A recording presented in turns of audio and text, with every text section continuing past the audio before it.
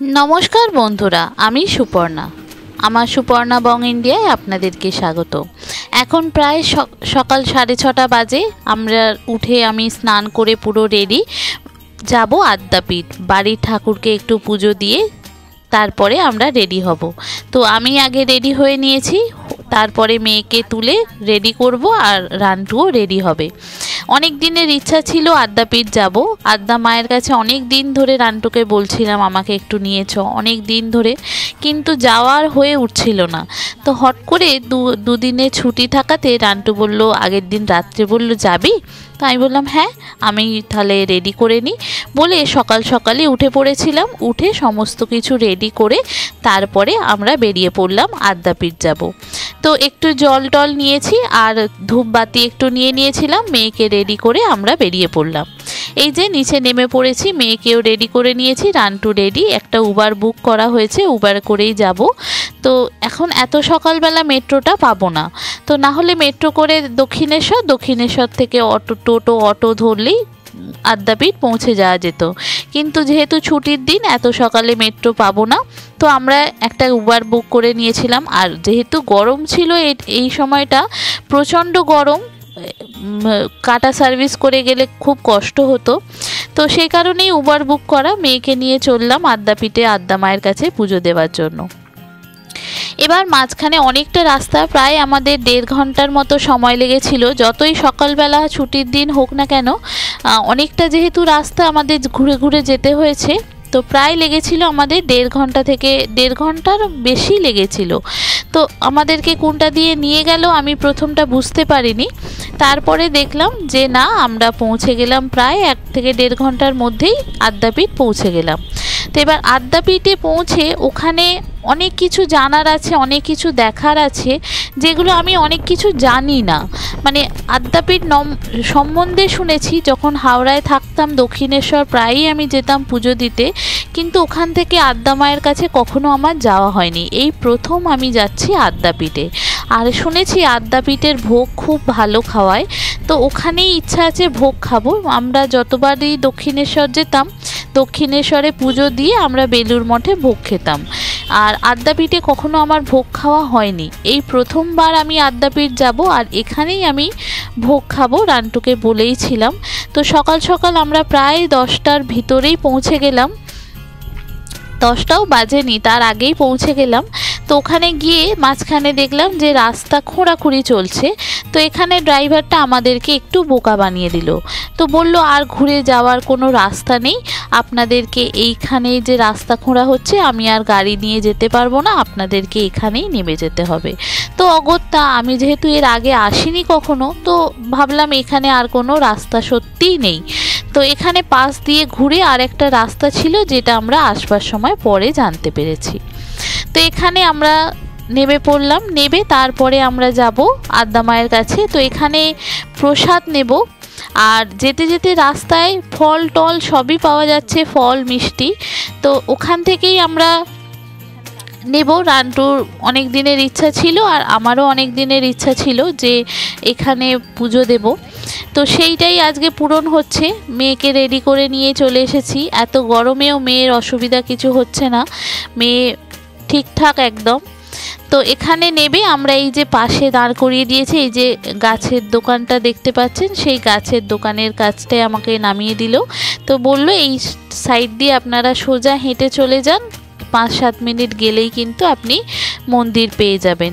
তো আজকে কিছুটা গরম অনেকটা কম ছিল, মানে অন্য দিনের তুলনায় গরমটা অনেকটাই কম। তো হেঁটে যেতে খুব একটা সকালবেলায় অসুবিধা হলো না আমাদের।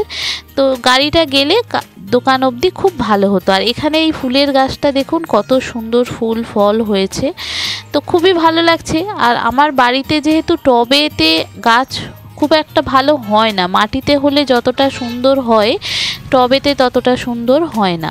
তো এসব দেখাটাই ভালো, কিনে লাগানোটা খুব একটা আমার আর এখন ইচ্ছা করে না। তো এখানে এই যে রাস্তা খোঁড়া হচ্ছে, পাইপিংয়ের কাজ হচ্ছে, আমরা সাইড দিয়ে হেঁটে গেলাম, গিয়ে ওখানে মায়ের প্রসাদ নেব। তো মায়ের একটা শাড়ি নিয়েছি আর প্রসাদের ডালি, যেটা অনেক রকমের দাম আছে, 51 থেকে শুরু করে আপনি 500, 1000, 2000 পর্যন্ত ডালি কিনতে পারেন। তো আমরা এই যে সোজা হাঁটতে হাঁটতে চলে এলাম। এই মোড়টা ঘুরলেই নাকি এদিকে আদ্যা মায়ের মন্দির, যেটা আমরা জানতাম না। আমি তো কখনো আগে আসিনি, প্রথমবার আসছি। আর রান্টুও সম্ভবত প্রথমবারই আসছে, আমি আসিনি, ওরও আর কোনো দিন আসা এদিকে হয়নি। তো এই যে আদ্যা মায়ের কাছে মন্দিরে চলে এলাম। এই সামনের যে দোকানগুলো আছে দেখছেন, এই সামনের দোকানগুলো থেকে নেব প্রসাদ। আর এখানেই আমি জুতো খুলে গেলাম। ভিতরে জুতো কোথায় খুলতে পাবো না পাবো আমি ঠিক জানি না। তো মিষ্টির দোকানের লোকটাই বলল যে বৌদি এখানে জুতো রেখে যান, অসুবিধা নেই, আপনারা ঘুরে খাওয়া দাওয়া করে আসুন, তারপর জুতো নিয়ে যাবেন। তো এখান থেকে আমরা একটা ডালি নিলাম। এই যে শাড়ি, ধূপ, বাতি, প্রসাদ সমস্ত কিছু দিয়ে পুজো দেব। আর মেন যে আদ্যা মায়ের মন্দিরটি, সেই মন্দিরটি খোলে পরে সেখানে পুজো এখন নেওয়া হয় কি না আমি জানতাম না। তো এই বাঁ দিক দিয়ে পুজোর ডালিটা নিয়ে এখানে একটা শাড়ি দেখলাম। তো শাড়ি যেগুলো আমার ঠিক পছন্দ হলো না, মনে আগে যদি জানতাম তাহলে আমি এখানে গড়িয়াহাট থেকে বা আমাদের কসবা নিউ মার্কেট থেকে মায়ের জন্য শাড়ি কিনে নিয়েই যেতাম। ওখানে গিয়ে রান্টু বলল না, এসেছি যেখানে মাকে একটা শাড়ি দিয়েই পুজো দেব। তো অন্য যে সমস্ত শাড়িগুলো দেখাচ্ছিল তার থেকে মনে হলো এই লাল হলুদ ছাপা বা ওই এর ধরনের শাড়িটা একটু বেশি ভালো হবে। তো সেটাই নিলাম। ফুল ফল মিষ্টি ধূপ বাতি যা শাঁখা পলা যা দেবার ওরা মোটামুটি এই ডালিটার মধ্যে দিয়ে দিল। এবার হাঁটতে হাঁটতে আমরা চলে যাচ্ছি মন্দিরের উদ্দেশ্যে। তো এখানে কিছুদিন আগেই একটা কুমারী পুজো হয়েছে, প্রায় 2000 খানা কুমারী পুজো হয়েছে, 2000 জন কুমারীকে পুজো হয়েছে, বিশাল বড় এরিয়া। তো প্রথমে যেতেই আমরা বাঁ দিক দিয়ে দেখলাম এখানেই লাইন পড়েছে, এখানেই আদ্যা মায়ের পুজোটা হচ্ছে। সবাই শুনছি যে এখানেই নাকি পুজোটা দেয়। তো আমরা আগে যেহেতু জানতাম না, এখানেই আমরা লাইন দিয়ে গেলাম, গিয়ে এখানে উঠে আদ্যা মায়ের পুজোটা এখানে দিলাম। আপনাদেরকে একটু দেখাই, দেখুন এখানে আদ্যা মায়ের পুজোটা দেওয়া হচ্ছে। আর এখানে ধূপবাতি দেওয়ারও ব্যবস্থা আছে। সকালবেলা তখনও অনেক ভিড়। এই দেখুন আপনাদেরকে দেখাই, এইখান দিয়ে গিয়ে এই যে লাইন পড়েছে, এখানে একটা আদ্যা মা আছে। এই আদ্যা মায়ের কাছেই সকলে দেখছি পুজো দিচ্ছে। আর মেন যে আদ্যা মা আছে, সেই আদ্যা মায়ের কাছে ওখানে প্রায় আধ ঘন্টার মতো মন্দিরটি মাকে দর্শনের জন্য খুলে দেওয়া হয়, আধ ঘন্টা। আর ওখানে যে পুজো হয়, ওখানে যারা পুজো দেয় সেখানে অনেক হ্যাপা, মানে লাইন দিয়ে পুজো দিতে হয়। প্রায় 10:30টার সময় পুজোর ডালি নেয়। আর প্রসাদ কখন দেয় আমি ঠিক জানি না। তো এখানেই এই যে আদ্যা মা আছে, এখানে আমি পুজোটা দিয়ে দিলাম। সবাই দেখছি এখানেই পুজোটা দিচ্ছে। তো এখানে পুজোটা দিয়ে আপনাদেরকে ঠাকুরের মূর্তিটা একটু দেখাই। তো এখানে ফটো তোলা নিষেধ, কিন্তু আমি সকালবেলা গেছি তখনও ঠাকুরমশাই কিন্তু আমাকে বারণ করেনি যে ফটো বা ভিডিও তুলবেন না। তো বারণ করলে আর তুলতাম না, কিন্তু এখানে যেহেতু বারণ করেনি আমি একটু মায়ের ছবিটা তুলে নিয়েছিলাম। আমার সঙ্গে আপনারাও একটু দেখে নিন এখানে আদ্যা মাটা কত সুন্দর দেখতে লাগছে। এই দেখুন মাকে শাড়িগুলো পরানো হয়, ওড়নাটা যেটা দেওয়া হয় লাল চূর্ণি সেটা দেওয়া হচ্ছে, মালা দেওয়া হচ্ছে, মাকে সমস্ত কিছুটাই গায়ে ঠেকানো হয়, পরানো হয়। শাঁখা পলাগুলোও দিচ্ছে। আর ধূপ বাতিগুলো আমাদেরকে দিয়ে দিল হাতে, বললো এগুলো আপনারা বাইরে জেলে দিন। আর এখানে ঠাকুরমশাই দেখুন সব পুজো দিয়ে দিচ্ছে। তো আমাদের পুজোটা খুব ভালো করেই হলো। আমরা বাইরে বেরিয়ে এসে ধূপ বাতিগুলো জেলে দিলাম। ঠাকুরমশাই যা ধূপ বাতি দিয়েছিল, আমি বাড়ি থেকে ধূপ বাতি নিয়ে গিয়েছিলাম, দেশলাই সমস্ত কিছুটা। তো এখানে এই যে দেখুন সবাই মিলে, মেয়ে, রান্টু, আমি সবাই মিলে ধূপ বাতি দিয়ে তারপরে ভোগের কুপনটা কেটে নেব সকাল সকাল। এখানে ভোগের কুপন আগে গেলেই দেখতে পাওয়া যাবে, যে অফিস রুম আছে সেখানেই দেখতে পাওয়া যাবে। আর এখানে এই যে প্রচণ্ড একটু গরম ছিল আর হাওয়াও দিচ্ছিল। এখানে গরমের চোটে সমস্ত কিছুটা কি বলবো, এটা এডিট করতে একটু টাইম হয়ে গেল। আমি মিরিকে সিরিজগুলো এডিট মানে আপলোড করতে করতে ততদিনে অনেকটা টাইম চলে গেল, একটু সময়, শরীরটাও খারাপ হয়ে গেছিলো, যার জন্য আমি আর মাঝখানে ভিডিও এডিট করতে পারিনি, আপনাদেরকে শেয়ার করতে পারিনি। তো এখানে আমরা ধূপবাতি ঠাকুরকে দেখিয়ে দিয়ে তারপরে আমরা চলে গেলাম ভোগের কুপন কাটতে। আর এগুলো আমরা একটা ব্যাগে নিয়ে নিয়েছিলাম, জল নিয়ে নিয়েছিলাম, নিয়ে এবার যাব এই যে সোজা যে রাস্তাটি আছে সেই রাস্তাটি গিয়ে সোজা গেলেই ওখানে একটা শিব মন্দির আছে। আর এখানে আজকে একটা বিশেষ দিন ছিল, তো সেই জন্য এত পুজোর ভিড় সকালবেলায়, নালে এত ভিড় থাকে না। সকালবেলা আমরা যখন এসেছি তখন ফাঁকাই থাকে। তো এখানে অনেক শিব মন্দির আছে, এই শিব মন্দিরগুলোতে পুজো দেওয়া হচ্ছে। তো আমি একটু এই শিব মন্দিরগুলোতে পুজো দিয়ে সামনে সোজা একটা বড় শিব মন্দির আছে, সেখানে আমি একটু ঠাকুরের মাথায় জল দিয়েছিলাম। আর এখানে এই যে ডান দিকে দেখছেন যে সিঁড়ি দিয়ে ওঠার ব্যবস্থা আছে, এখানে আপনাকে বসতে হবে। সেই বসার সময়টি আপনি ওখানে আদ্দামাকে দেখতে পাবেন। আর এখানে ছেলে আর মহিলাদের মানে পুরুষ আর মহিলাদের আলাদা আলাদা ব্যবস্থা করা আছে, যেখানে আপনি বসতে পারবেন। আর এই যে সোজা যে বাঁদিকে অফিস ঘরটা দেখুন, এখানে লেখা রয়েছে ভোগের কুপন পাওয়া যায়। তো এখানে বড়দের জন্য 80 টাকা, আর 5 বছর বা তার ছোট বাচ্চা হলে সেখানে 40 টাকা। তো আমরা এখানে 80 টাকা দিয়ে দুটো, আর মেয়ের জন্য একটা 40 টাকা দিয়ে কুপন কেটে নিলাম। আর আপনি যদি কন্টেনারে করে নিয়ে যেতে চান, বাইরের যেখানে প্রসাদ কিনতে পাওয়া যায় সেখানে কন্টেনার বিক্রি হয়, তো ওখান থেকে কন্টেনার কিনে আপনি প্রসাদ নিতে পারেন।